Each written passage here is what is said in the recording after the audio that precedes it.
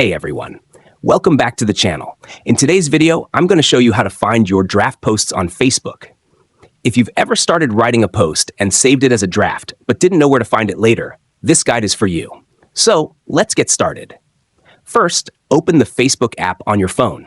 Once you're on the home screen, tap your profile icon in the top left corner. Now, let's say you start creating a post. Maybe you're pasting a video link or typing something, and then decide to cancel it.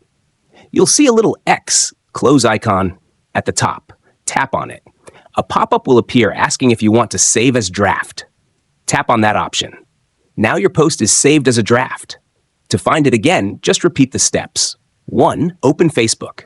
2. Tap your profile icon. 3. Facebook will automatically show your last saved draft post at the top of the screen, right where you left off. You can now choose to either edit it or post it when you're ready. And that's it. That's how easy it is to find your draft post on Facebook.